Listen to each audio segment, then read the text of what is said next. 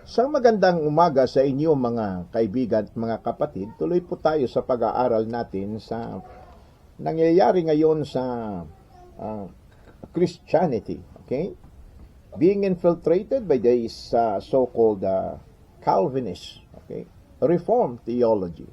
Wala namang dapat i-reform eh. Iwan ko ba kung bakit gusto nilang sabihin na reform. Okay.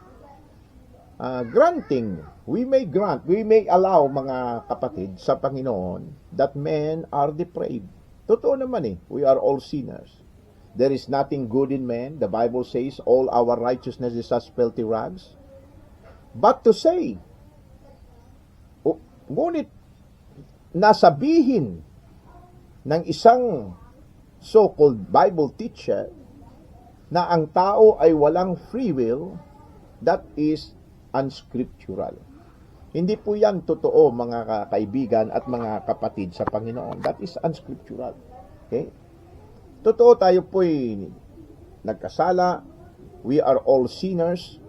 But to say na wala tayong free will, hindi mo mapuprove yan sa scripture mga kaibigan at mga kapatid.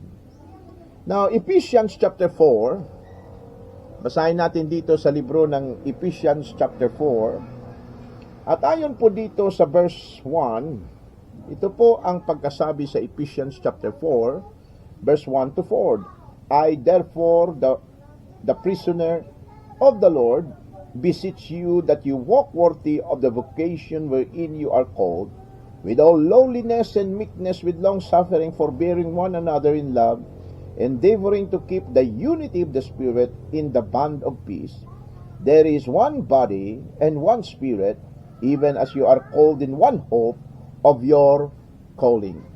Now, look, itong operation na ito na sinasabi ng Ephesians chapter 4, mga kaibigan, did not even take place until after the resurrection of the Lord Jesus Christ and had only to do with born-again believers. Okay? So, yung sinabi ko sa inyo previously na yung mga Old Testament saints ay talagang nagkaroon sila ng free will. Ang word na free will is a biblical term. Yung mga ginagamit ng mga Calvinists that God is sovereignty of God, naniniwala tayo doon, but you cannot find that term in the scripture. Tingnan nyo ang John 1:12. But as many as receive Him, to them gave He power to become the sons of God, even to them that believe on His name, which were born not of blood, nor of the will of the flesh, nor of the will of man, but of God. So the new birth, no? Yung kaligtasan is conditioned upon you receiving the Lord Jesus Christ. Sa Old Testament, wala po sang na born again kasi hindi pa tapos yung death, burial, and resurrection of the Lord Jesus Christ. So, it's up to you if you're going to receive or reject the Lord Jesus Christ. Now, kung elected ka na, if there were somebody already elected to salvation before the foundation of the world, bakit sinabi ng Diyos sa John 3:36, He that believeth on the Son hath everlasting life, and he that believeth not the Son shall not see life, but the wrath of God abideth on him. Anong ibig sabihin nito? If you are already elected, bakit pa yung wrath ng Panginoon will abide on that person? Hindi na sana sinabi ng Diyos yun, kasi elected yun eh. Ayon po sa mga Calvinists, not sa mga Bible believers, and I am a Bible believer, okay? Pipiliin ka lang ng Diyos kung piliin mo si Lord Jesus Christ na iyong tagapagligtas. O Isaiah 45 verse 19.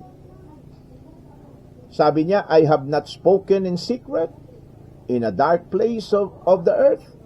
I said not unto the seed of Jacob, seek ye me in vain. I, the Lord, speak righteousness. I declare things that are right. Hindi ko sinabi sa mga anak ni Jacob, seek ye me in vain. Wow! If you are not elected, according to this Calvinist, kahit anong seek mo sa Panginoon, hindi mo talaga makikita yung Panginoon because salvation is not about you seeking God. Yun pong turo nila.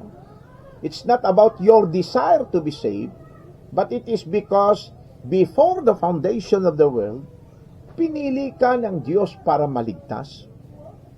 So sabi ng Panginoon, hindi ko naman inutos na seek me in vain. Yung mga kawawa pala na hindi napili ng Diyos sa kaligtasan, they will be in impyerno, hell, and then later on transferred to the lake of fire. Oh, tingnan nyo ito. Hindi ko sinabi sa mga anak ni Jacob, seek ye me in vain. Wow. Acts chapter 2 verse 23.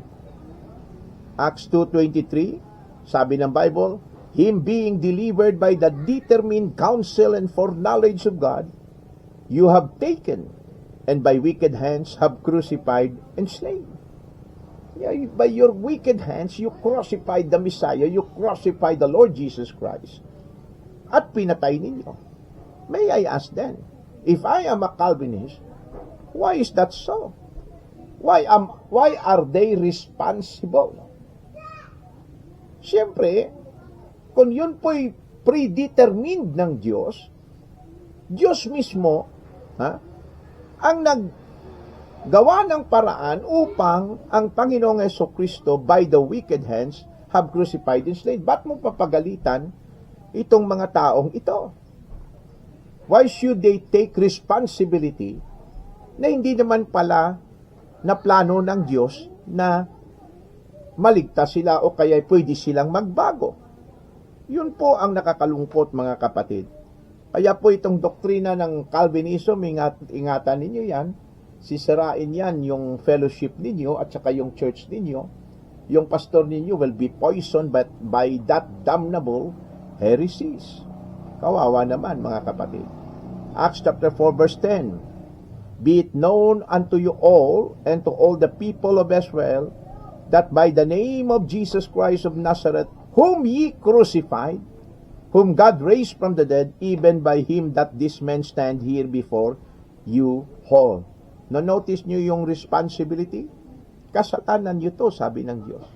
Bakit nyo ipinako sa krus ang aking only begotten Son of God? Well, if you are a Calvinist, you don't believe that way. Acts 7:52, which of the prophets have not your fathers persecuted? And they have slain them which showed before of the coming of the just one, of whom you have been now the betrayers and murderers. Certainly. Dahil nga hindi sila pinili ng Diyos Kaya ganyan yung kanilang ginawa. If you ask a Calvinist. So, kita niyo, mali-mali talaga yung doktrina. If we are not responsible for receiving Christ, why responsible for rejecting Christ? Total depravity is a non-scriptural heresy. May the Lord bless us all. God bless.